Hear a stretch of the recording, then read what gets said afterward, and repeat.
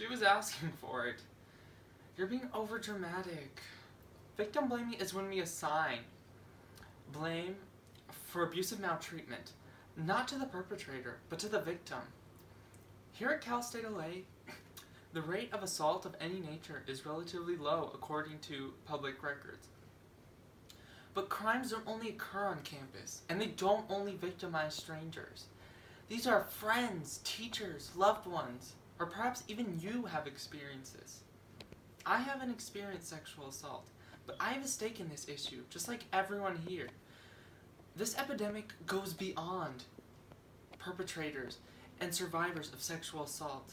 It's bystanders that fail to speak. It's social desensitization to rape. It's victim blaming. Blaming the victim continues the cycle of sexual assault, and it needs to stop. For the next few minutes, I'm going to give you 3 reasons for why this behavior needs to end, in the hopes that we can create a safer world for survivors. Let's begin with the first implications of victim blaming. First, by giving negative attention to survivors rather than perpetrators, it prevents abused individuals from filing reports to the authorities. Evidence of this goes beyond the recent online Me Too campaign. According to a 2015 report by the Association of American Universities, 23% of American undergraduates experience attempted or completed sexual assault. As reported by the U.S. Department of Justice in 2014, only 20% of student rape victims ages 18 to 24 made reports to the police. Why is this? According to Dr. Veronica James, in a 2015 article from the journal Interpersonal Violence, victims may avoid coming forward because they believe the crime is not worth reporting. This is done to avoid being called a victim and reduce negative reactions such as embarrassment. Similar to how criminals judge the risks and benefits of committing a crime, survivors assess the cost of coming forward and find that the scale is often tipped against them. Imagine for a second if you were assaulted. How would you feel if you told the one person you thought you could trust, and the first thing they asked you isn't who did this to you, but what were you wearing? And did you try to stop them? With an overview of how victim blaming discourages survivors from coming forward, let's take a look at how it normalizes sexual assault. The shift in responsibility away from the perpetrator trivializes sexual assault. Today we often rush to blame the survivor for not taking proper precautions and seem to forget who the real victim is. In a 2013 article found in the journal Violence Against Women, postdoctoral fellow Michelle Demings states that rape myths or social misconceptions about rape suggest that women provoke their own sexual assaults by their clothing, demeanor, or drinking.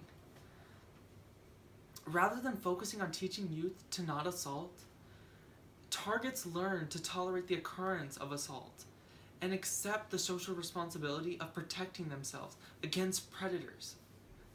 This idea has harmful implications on youthful perpetrators, as indicated by the 2013 investigation by the American Health Association Journal. The study conducted by Johns Hopkins and the Centers for Disease Control surveyed over 1,000 adolescents. Those who reported having completed attempted or forced sex were then given follow-up questions, and a whopping 50% of perpetrators said that the victim was completely responsible. Through victim blaming, we provide justification for perpetrator behavior, which allows them to continue to assault and believe in their innocence. After reviewing how society reinforces perpetrator behavior, let's focus on the impact on those who are most affected by this, the survivors. The damage survivors face goes beyond the physical assault. In 2015, singer Lady Gaga, rape victim, sang, "Till it happens to you, you don't know how I feel." None of us can deny the impact that assault has on survivors. Many suffer from self-blame and are provoked by victimization.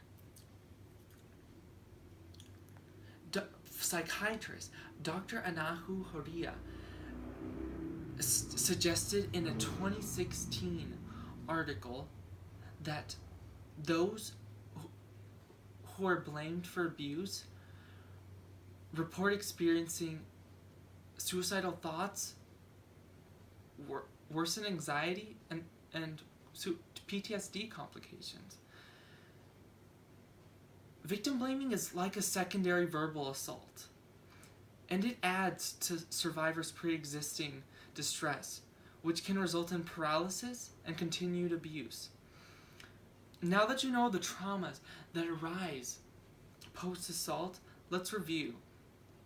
We've seen today how victim blaming stops the reporting of crime, normalizes sexual assault, and further traumatizes victims.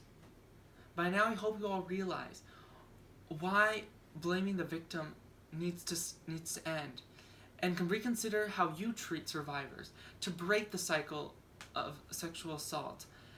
To take that first step, I've given you all a handout that addresses how to respond to those who are recently attacked, and with a reminder that they are not